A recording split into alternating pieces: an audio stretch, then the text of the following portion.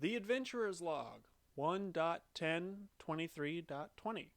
Hi, I'm Bobby, your host, and today we're going to be talking about Prometheus, which is the prequel to the Alien series that was done by Ridley Scott. But before we get to that, we've got this day in tech history.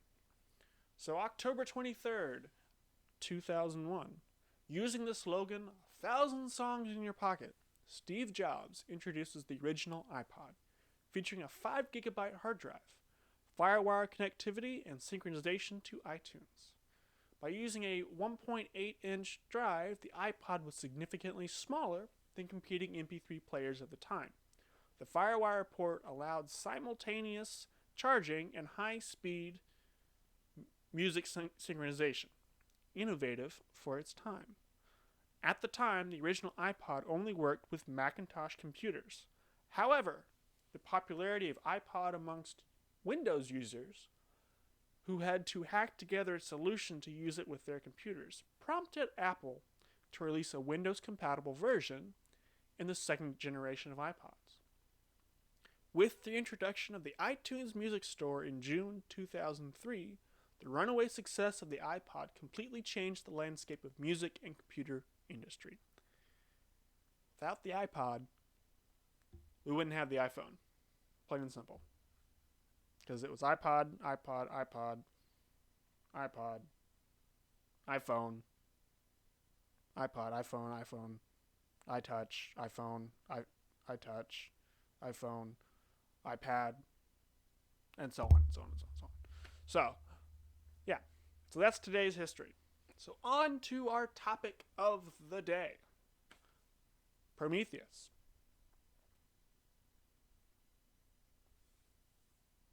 Sorry. Prometheus, the prequel to the Alien series. I know a lot of people did not like it all that much. I enjoyed it. It was a unique taste on a pre-existing franchise. And yeah, so here we go. So it opens with this white creature. We find out later they call it the engineer.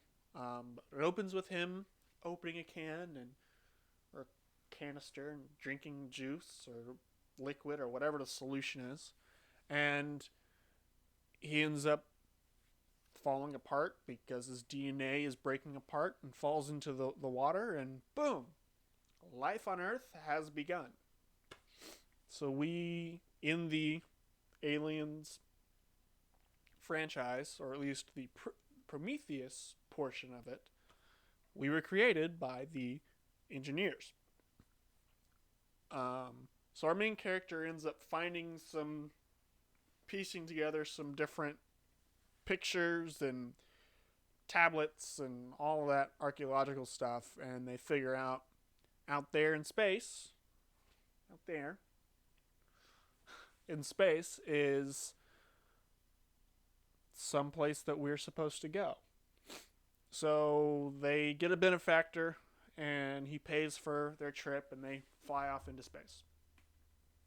And they land on the planet, and they figure out that these structures that look almost natural are man-made because they're in a line, and nature doesn't allow for that. So they go investigate this one structure, and in there they find the corpse of one of the engineers, and a hologram basically shows them how to get to where they need to go, and they open up this chamber, and in this chamber is this giant head. It's like this big, and then all little canisters and stuff right here. So it is monstrous head, and there's canisters all around. And they realize that because they opened the door, the canister's atmosphere is changing. So the android that's with the group takes one of the canisters and doesn't tell anybody. And the rest of the group ends up taking the head of the engineer that is perfectly preserved with everything else back to their ship. And so they have to rush to get back because there's this massive storm about to hit. And so they do some, experiments on the head and ends up exploding. And then the android does an experiment on the main character's husband, boyfriend, whatever. And gets out some of the solution from this giant canister he took, puts it in a whiskey glass, and gives it to this guy, and he drinks it, and it changes him. It turns him into some sort of creature. But before he's changed, he and the main character end up having sex. What the android didn't anticipate, nor anybody else, she got pregnant. Not with her boyfriend or husband's child, with an alien. But she doesn't know that yet. So they go back looking for the two guys who end up having to stay in the structure because of the storm. Well, as they're walking around investigating while just being there, they run across what I call Flatworm. That's what it looks like. But it is the very first version of the facehugger. The facehugger holds on and, does the whole thing and plants the alien in your chest. Well, this facehugger doesn't do that. It actually suffocates you and kills you. So there's a little bit of difference, but you can see the initial, appearance of the original facehuggers. It's got the long tail, and got the bits that hang out, and it's got a little bit of a mouth there. So they find their two guys. They find body of one of their guys. Can't find the other guy. And then they have to go back to the ship because the husband, boyfriend of the main character is sick. He's changing. And as they get to the ship, not the benefactor, because the benefactor is dead, but the financier to go with the benefactor, I guess you could say, she basically burns the guy, which was necessary. It sucks, but it was necessary. That's when they find out the alien is in the main character's body. She ends up sneaking off and getting into this medical pod thing and getting it pulled out. And as it's pulled out,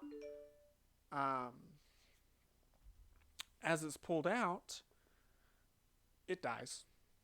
Or at least it looks like it dies.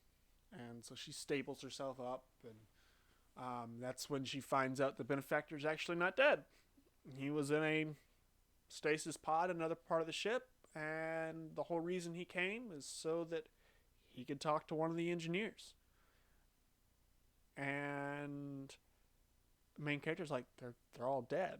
And the android goes, no, they're not. I found where they are.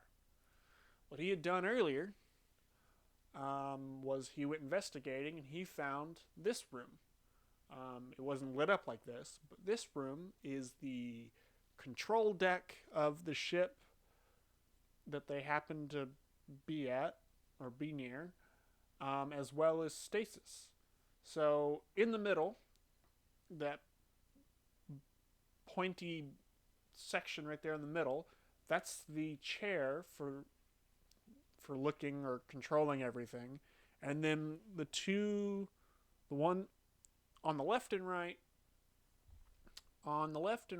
there is, so there's the pole thing.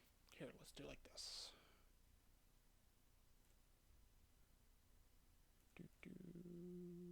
Nope. All right. Let's do it like this. Okay. So, this is the chair. That's a stasis pod. That's a stasis pod. Here's the star charts and everything. And in this giant disc is the actual pilot's chair. And the entrance to the area is over here. So the android's like, nope, I found one. We're going to go talk to him. And the main character's like, I'm coming with you. So they go in there, and the android wakes up the engineer, and the engineer looks at him and goes, huh. He doesn't say anything, just looks at him, puts his hands around his head, and the android's like, thank you for acknowledging my existence. Pops his head off. So the android's now headless. The engineer then punches the benefactor and kills the others that are in the room, except for the main character, because she runs away. And she understands that the engineers were on their way to Earth to destroy everything. Apparently, the humans did something wrong, and they were going to be terminated and start over, because the engineers built the humans. So the main character tries to run back to the Prometheus, and in the process, the big ship right here takes off. So this is that chamber they were in. So you've got all this ship. The ship takes off, and the main character radios to the captain and says, don't let that ship leave. Do whatever you can. Don't let that ship leave, because nothing in that ship can make it back to Earth. This was a weapons testing facility that has gone wrong, and they're going to Earth to kill everybody. And so the captain goes, all right, fair enough. And so he crashes the ship Prometheus into the big ship. Right before he does that, he launches the habitat, life pod, whatever you want to call it. So the financier of the benefactor, who ended up being his daughter, he was like 100 something, 98, and she was 40s. So a little odd. But she gets in the escape pod and then lands on the planet, and then the life pod thing lands. And so Prometheus hits this ship, and it crash lands. Boom, just like as you see there. So I think that's supposed to be the smoke from the Prometheus hitting. Or that, maybe. I don't remember. But the ship lands like that and just starts to roll. So our main character has already escaped, and she's on the planet. She's running. And the daughter of the benefactor is now on the planet, and she's running. They're both running towards the life pod. And the main character trips and falls out of the way of the ship rolling. And the ship rolls and hits the daughter of the benefactor, and she's dead. Which is fine, because not a very nice character. So the main character ends up getting to the life pod. And she hears a noise. And she sees that one of the engineers actually escaped the ship wreckage and followed her. And he's trying to kill her. And in the process, she notices that the alien that she killed, that was inside of her, is still alive. And he's growing immensely. And so he's in the medical section of this life pod. And so as she and the engineer are fighting, she opens up the medical bay door, and the alien creature looks like a giant starfish, sucks him in and pulls him to itself, and bites him, whatever, and dies on top of the engineer. And so the main character is like, all done.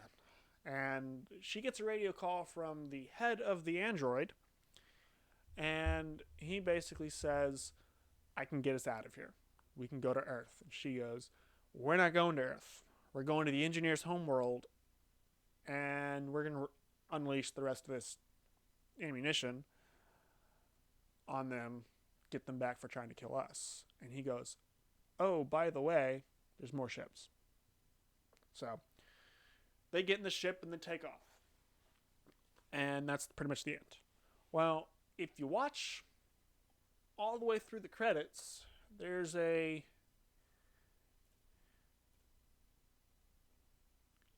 snippet of something at the end.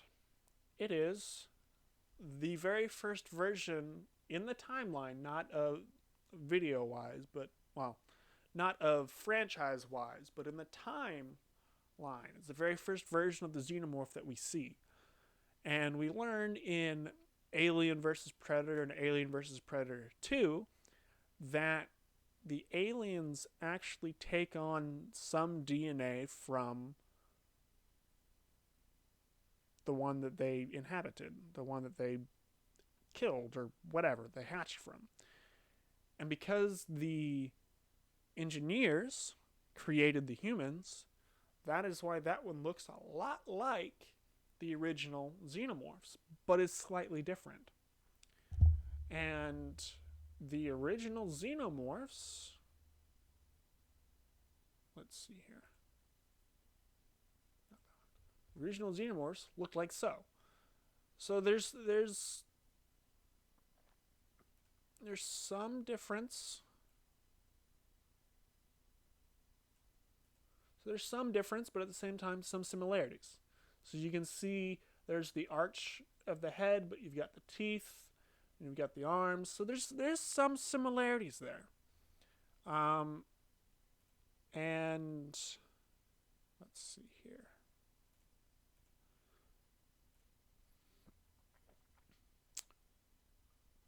Yeah, so we basically have seen the first time portion, timeline-wise, version of the xenomorphs. I've not seen Alien Covenant yet, because that's the next one in the line. I do know that there are... Ridley Scott has talked about doing another in this series. I don't know if he said it is continuing of Prometheus, Alien Covenant, or if it's just another look, another look of the whole franchise. You know, different sides of the Rubik's Cube per se. We will see what happens there.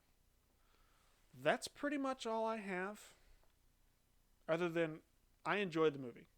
I did. And so did my dad. I see a lot of movies with my dad. So it's kind of what he and I do. But I enjoyed the movie a lot. I wish they had done a Prometheus 2. But it just didn't happen that way. I think the thing was the actress who played the main character didn't want to do another one. I don't think she had the best of time, and so she wanted out. And so that's fine. It happens. So, all right. Y'all have a good weekend. I will see y'all on Monday. I'm planning on recording some of the game night that I'm going to be having this weekend, so y'all can have a snippet of video there. So yeah, y'all have a good weekend. And take a chance and explore something new to you. Adventure is out there. Go find it. See y'all next time.